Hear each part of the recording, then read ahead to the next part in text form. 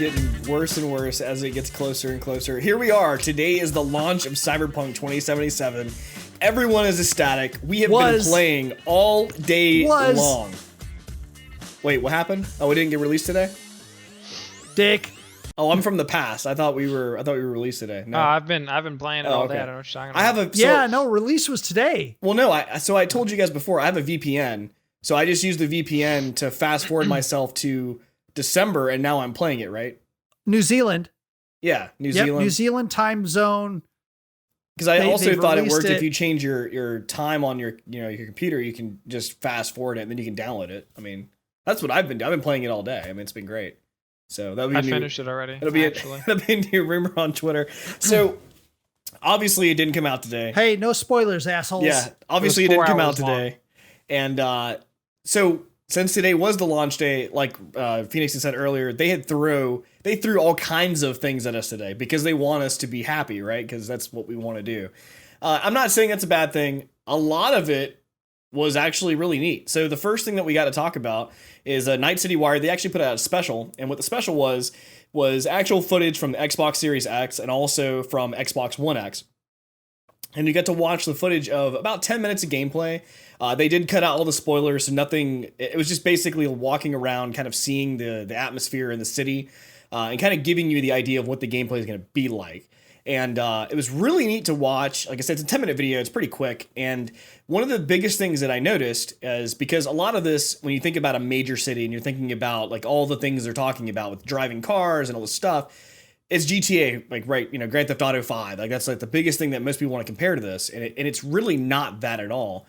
And they've said this in the past. They've even said that this is not a first-person shooter either. This is a RPG first with first-person shooter elements, because you may be able to shoot, or you may shoot something if you need to, and then driving around and all that fun stuff. But watching the video, the footage that you're walking around, it definitely resembles more of like a Fallout style game or like a Skyrim type game where you're literally walking around, but it gives you that sense of a human, like you're walking around doing these things, but it gives you that feeling of being in a world. And it takes you through, in this 10-minute video, it kind of takes you through the different, like kind of being inside of a building, kind of like watching what the markets look like, taking your car, driving it around, seeing the light things of like the actual, I guess, campaign or like the story mode where, people are calling you and like talking to you, but it's nothing really spoiling anything. And, but it's a really neat video. It's about 10 minutes long, and I would definitely recommend to go check that out. Along with, I do love the fact that one of the things that they showed several times was the combat and was the shooting. And granted, again, like we said over and over again, this is an RPG. This is not a first-person shooter, but there is some action in this. There is some combat. There is some shooting, and they were able to showcase it quite well. And I think their kind of blend between one and the other seems really smooth. Yeah, I mean, and I, for one, am excited to hopefully play this in 3 weeks. Shut up, Demiran. It's not going to be delayed. I don't want to hear it. It's very similar, just like I said, Skyrim or Fallout, where you can literally kill or try to shoot anybody. Like, that is a thing. You can literally do whatever you want to do. I just want to point out that everybody said it wasn't going to be delayed last time, and time before that, and here we are. So I don't know. But it's only the 4th release date they've given us. But you can literally kill or shoot anyone. For a game that I blew Zycia's Mike's mind today when I pointed out that this game was teased in 2013. Which is wild, because it is teased, and it is a good video. It's on YouTube. It's there. I believe it because it exists. So that was one of the bigger things that came out today. Also today, they also had their Night City Wire Session 5. And I unfortunately was not able to watch it today yet. So I'm still not ready to watch this, but I know Brian actually caught up on this a little bit, so he can tell you a little bit about it. Yeah, I caught up a little bit on this. I watched it today. It was about 12 noon Eastern that they released it. And it was clear that what they were trying to do here was appease the fans and try to settle everybody down. Because granted, they've gotten death threats, and that's bullshit. Yeah. They shouldn't be getting any death threats from people. That's just, but they realized that there were, while that's the fringe and the outside, that there's going to be some people in the middle that are just kind of upset in general that it got delayed. And it's clear that they wanted to appease their fans. So first and foremost, they threw a whole bunch of Keanu Reeves at us. Keanu Reeves doing motion capture, Keanu Reeves talking to the camera, people talking about Keanu Reeves, people mentioning how many of Keanu Reeves' previous roles were very much Keanu Reeves playing Keanu Reeves, which is fine because he's a pretty cool guy. And how many of those roles actually had the first name of Johnny, like Johnny Mnemonic, among others, which was extremely amusing. But they did move beyond that. They moved beyond the Keanu Reeves factor, and they had a couple other things to talk about. They had mentioned the music, and they have both music that is created specifically for the game. They have licensed music that they brought into the game. They have, of course, the orchestral soundtrack that's in the background. It was really, really funny when Run for Jewels came up, and one of the members was saying, "Run the Jewels." Hey, this isn't some for fun shit. This is also an intellectual and spiritual history to this world that's been constructed for you. And the other member of Run for Jewels says, we wanted to provide you with a soundtrack for fucking shit up. I mean, I can get behind that concept. That sounds pretty fucking cool. But they went on, they talked a little bit more about the music, and they said, hey, guess what? We understand that there's some fucking assholes out there like Twitch who are DMCA takedowning your videos as you're trying to stream games. And we want to help you, Mr. Game Streamer. We want to help you when you stream our game, Cyberpunk 2077. So we have a specific option in the game that you can turn on. And when you turn that option on, what it does is it realizes that there's selected tracks that are licensed and that have copyrighted music in it. And what they'll do is they'll replace those tracks with other music that was specifically created just for the game, so that they own the copyright and they're not going to do a DMCA takedown for you. So in theory, it should make it safe for streaming. Which is awesome, because I'm definitely going to be streaming it. I'm sure all three of us will probably be streaming it at some point. And I note that we did have music muted that was from Twitch themselves, so I don't know that I trust a DMCA protected music list in the game. But hey, I highly recommend we'll have to deal with it for another year. I highly recommend, if anybody's interested in watching us stream this, because I'm sure, like I said, all three of us will stream it in some form or fashion. Highly recommend you guys watch all of us individually, because the way that we all three play games, especially RPGs or even FPSs at that, are all completely different. Like, my biggest thing is like building and crafting. Yeah. So there is no building that I know of in this game, but the crafting sense of, like, you know, min-maxing weapons, like the whole, like, finding certain weapons that you can find and, you know, trying to find other weapons that are better. Like, all of that's going to be very interesting. And then just exploring too. So it'll be very interesting to see how all three of us play through this. Mike, you turtle on RTSs, don't you? Turtle is that you keep researching as much that you keep trying to get your technology up as high as you can, and you just kind of protect yourself while you're working on researching? Not exactly. I mean, okay. When I say RTS, though, I'm thinking literally straight up just Counter-Strike. Like, that's the only one, or not Counter-Strike, I'm sorry, Command and Conquer. That's the only one I really play. Yeah, I know, it's totally not. No, I said Counter-Strike, not, what the fuck?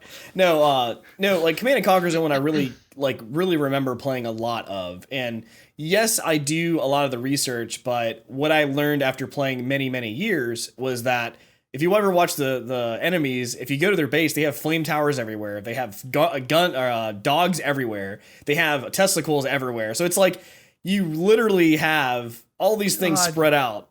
And it's not just like, pretty buildings with the wall. Like they do everything, and you get annihilated when you go to those places. So I started taking on that tactic, and usually I do a little bit better, but it's just messy. I hate it.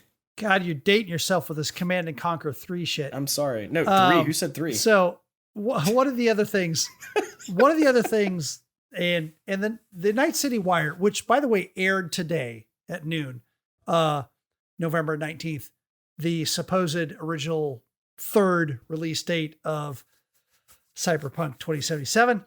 One of the interesting things that they said during it, besides this stuff, was that when you get the game, link it with your GOG account. And GOG is kind of like a distributor of games. Well, it's like CD Projekt Red, but owned Steam. by CD Projekt Red. Yeah, it's owned by CD Projekt Red.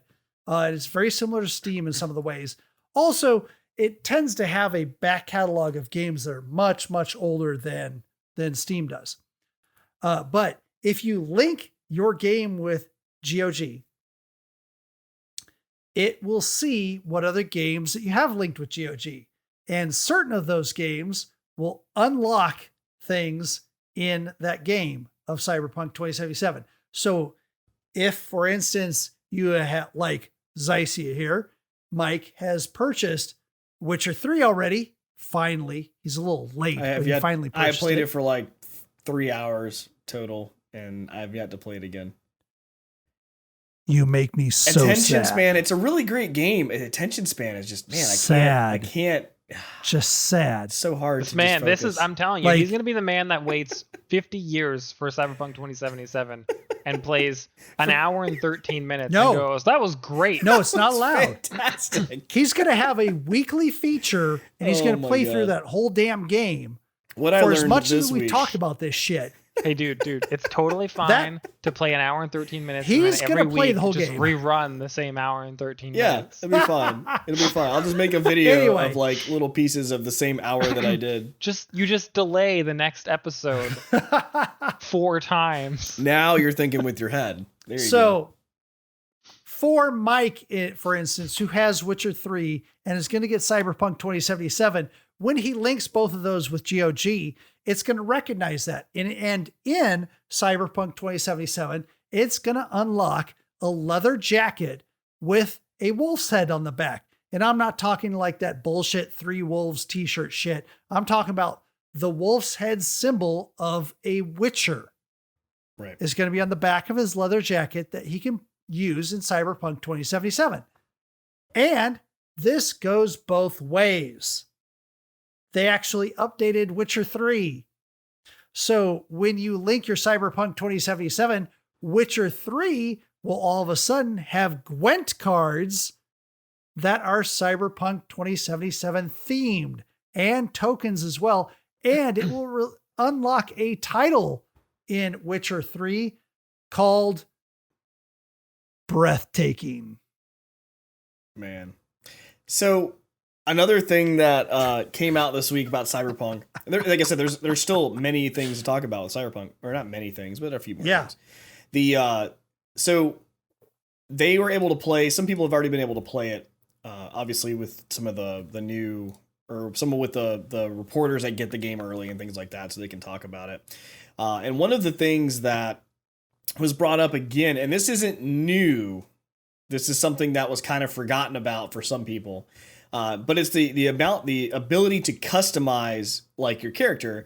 And one of those things even lets you customize like your teeth, even down to like nail length, even down to like the genitalia options, including like the jiggling range of penises, a vagina, or having nothing there, even some other things that you can do. So there's a lot. I mean, this is like probably Let's face it. If you're insecure and you want a big dick, this is the game for you. You can literally have a big dick. But this is like that, the amount of detail and customization you can do in a game for your character is pretty amazing. Right. So that was, like I said, that was kind of brought up again recently. It's not new news, but it's something that people had kind of talked about. So I wanted to talk about it. The other thing that was released too. Yeah, I think Go ahead. I think the teeth and nail thing was the newer part of it. The genitalia thing was something that they had like mentioned passingly about a year ago or so. But yeah, it's they're going above and beyond for like character creation. Although it kind of makes sense because you're talking about a whole game where you can replace entire parts of your body. Yeah. So I guess it makes sense. I mean, even with that, like I said, as watching all three of us play this separately, like building a character to me is going to probably take a long time because there's going to be an entire episode of you building your probably. V. So it's going to be kind of nuts on that. And with that, I don't think it's mentioned before. Actually, I mentioned this earlier. Watching one of those videos is the V character is your character. It can be male or female. So, and if it's a female character, you actually have a female voice. Male character has a male voice, which I don't know if that was actually talked about before that I remember, but at least that's something that's also pretty neat that the character V is your character. It doesn't matter if you're male or female, and it replaces it either way. I wonder if the voice will be customizable. Potentially. I would think so. I mean, at least have different types of voices you can pick from, I would think. It's the future. My character's going to have no dick. It's going to be an android. Sick. Well, it says you don't need it. Androgynous. There you go. Androgynous android. So, IGN had an article that it basically stated that there was kind of like not a leak necessarily, but there was packaging that was leaked from the game, and it showed that on Xbox Series X, or on the PS4, that it's a minimum of 70 gigs on PS4, and the physical edition arrives with 2 discs. So this game is going to have 2 discs on PS4 at least, at the minimum of 70 gigs. So that's also pretty interesting to know, because we talked about before, they were like, oh, no, it's not going to be 250 gigs like most games. Well, I mean, they're not wrong. It's still pretty big, though. So there's also that. The other really cool news is right now, if you go to Humble Bundle, if you're not familiar with Humble Bundle, it's a website where you can buy not just video games, but also like books and different things that you do for like even researching, even like IT things. You can find books for that. But what they do is a Humble Bundle is you buy a bundle, you pay a price, and you can usually you set that own price yourself, whether it be $1 up to, however much you want to spend. And certain items have different tiers where you spend like $1, then maybe $5 and $10, and you get different items based on how much you spend, with a bare minimum of like $10 or something. In this case, they have a Cyberpunk bundle, which is really neat. And I looked at it, and Brian had sent it to me earlier this week, and I was like, okay, I'll check it out. And then I finally checked it out, and we talked about it. And we've got 26 days left on this bundle, so you still have almost a good month to buy this. And what it is all the core books from the original Cyberpunk RPG. So you can literally pay $15 and get almost $500 worth of content of all the RPG. And I mean, it goes down to like, I was looking at this earlier, like it has the Night City actual like map, and it goes into the details of the different areas of the map and like what who lives there and what the kind of people, like what they believe in and why it's like this. And it's just all this good lore for the game that you can, if you're interested in Cyberpunk like we are, you can look into now and start getting all that lore kind of built up now, because this isn't Cyberpunk 2077 is a new game, but it's not a new concept. Like, this game has been out. This is an RPG that it's based on. It's been out for a very long time. So, and that's another reason why this game, the lore is going to be so good, is because, they've had years and years and decades to build this lore. So if you're interested in that right now, like I said, it's on Humble Bundle. It's a Cyberpunk bundle. You pay at the least amount is $15 to get all of this. And it's really neat. It's all PDFs, and there's so much content. Like, I don't even know how I'm going to even get through all this, but the other neat part about this one is the charity they're supporting in this case is the Able Gamers charity, which has happened to be funny because that's the one that we've been talking about. So you can pay that right now, and the other neat part about about Humble Bundle is that there's sliders. You can determine how much money goes to which aspect, whether it's the developer, the actual the charity they're supplying, or I think it's Humble Bundle itself. So you can kind of determine who you want to give the money to. So that's always a really neat thing with them. And yeah, so just the only thing I want to add there was it's 30 for $15. You're getting 30 core RPG books for Cyberpunk. Going over weapons, going over like body modifications, styles, vehicles, everything, campaign books, tons of, like, even if you're not even going to do a Cyberpunk 2077 game or Cyberpunk 2000 whatever game, because it had different years in the past, this could be, if you do any pen and paper RPG at all, this is awesome because it's going to just give you tons and tons of content that you can throw into anything. Yep. True. Best part is books worth. It's pretty awesome. There's absolutely no delay in your ability to pick these up and take a look at them. Yes. Yeah, I've already got Digital it downloaded delivery. immediately. So yeah, you're definitely right on that. It's already this here. Shit won't sell out. So they didn't lie. Cyberpunk released. The last thing I have about Cyberpunk, and this may, I wouldn't say excite you, but if you missed the Stadia release, they gave out free for YouTube subscribers, that they said if you had YouTube Premium and you had it prior to when they made the announcement, that you could get a free Google Stadia and a free Chromecast 4K so you can play the Stadia. And so they made an announcement that right now, if you buy Cyberpunk 2077, you can get a free Google Stadia and a free Chromecast 4K. Small catch. You have to buy Cyberpunk 2077 on Stadia from their website, and then they'll ship you a Stadia and a 4K Chromecast for free. So if anybody's interested out there, let me know how that goes. I mean, in theory, that's not too bad of an idea because if you buy the game, you own it. So in theory, you should be able to play it on the free edition of Stadia, which is 1080p instead of 4K. If I got my facts correct there. So you should be able to like do it without the subscription.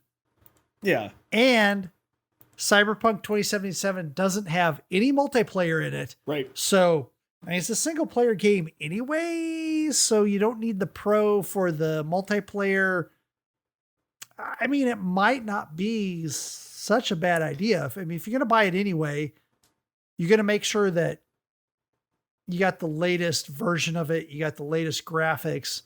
Granted, if you're doing it free, it's only going to be 1080p, but I mean, that might be fine. Yeah, I mean, we joke because Google has been pushing the Stadia for everything. And then even Cyberpunk even announced that like they would be using this on Stadia as well. So now this coming out, this announcement isn't a new thing that really came out of nowhere. I mean, they've kind of already pushed this in our direction. So if you are interested in Cyberpunk 2077 and you want to get it on Stadia, right now you can get Stadia for free along with the 4K Chromecast, as long as you're willing to play it on Stadia. So that's out there. Go check it out. You just go to stadia.google, I think it is .com, and they have that. They have it available right now. So with that being said, we're going to take a quick break to listen to a word from our sponsors. Hang out. Don't skip it. Just check it out for a second. It takes like 30 seconds. Really helps us, or it helps out Anchor as well. So hang tight.